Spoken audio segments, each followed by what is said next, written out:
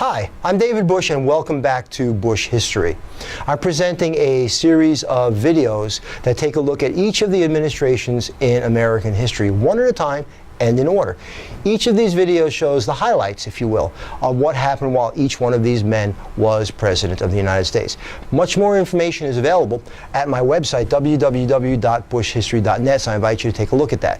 Now, today, we're talking about Theodore Roosevelt. Theodore Roosevelt, one of the most popular presidents in American history. He had so much charisma, he literally could just shine in a room. He walked in and everyone stopped and they saw Teddy Roosevelt. Let's take a look. He's number 26. His vice president had been William Howard Taft. He was a Republican, term of office 1901 to 1909. Before him and after him, what were their parties?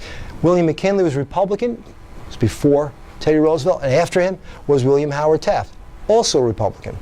Any unusual circumstance surrounding his ascent to the president? Well, William McKinley was assassinated, and at 43 years old, he was the youngest president of the United States.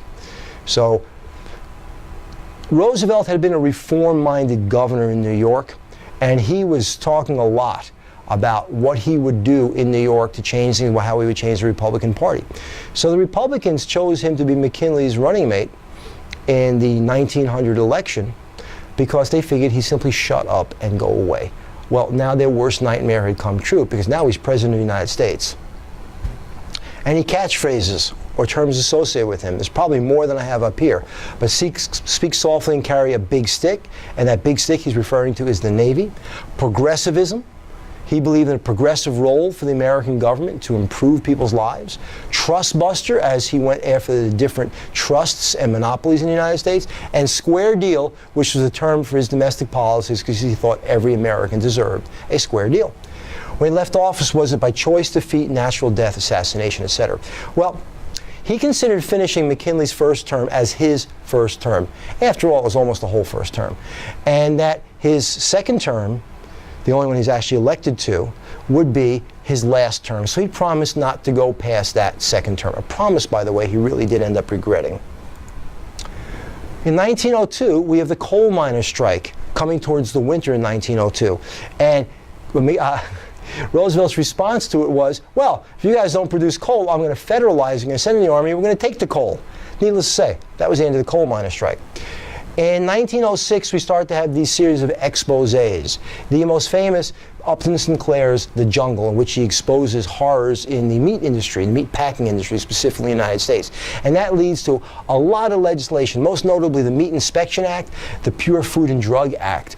Both of those acts are still in effect today, and they have inspections of the food that we eat. We have the term muckraker, which is a term that was used to describe people like Upton Sinclair and Lincoln Steffens who were exposing problems in the United States. And we have the Hepburn Act. The Hepburn Act is another regulatory act that occurs under the Roosevelt administration. Foreign policy. In 1903, he supported a revolt in Panama against the Colombian government. Teddy Roosevelt wants to build the Panama Canal. He goes to the Colombian government and says, so can we make a deal? And the Colombian government says no. And at the time, Panama was a part of Colombia. So instead of taking no for an answer, he helps the Panamanians in their revolution against the Colombian government, with the understanding that should they gain their independence, they will allow us to build a canal.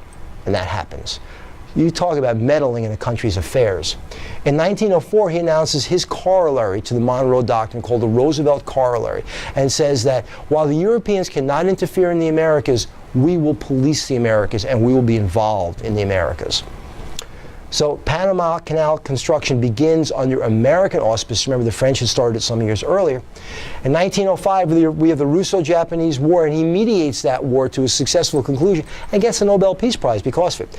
In 1907, we have a gentleman's agreement, and that is with Japan. It has to do with immigration from Japan, and the idea that the United States will no longer bar immigration if the Japanese government stops encouraging emigration. It's an agreement. You don't send them, we won't stop them. Interesting. Anyway, there's so much one can say about Teddy Roosevelt, and I suggest you take a lot longer look at him than just what I have in this video. For now, I'm David Busch, and this is Busch History, and I will see you again. Have a good day.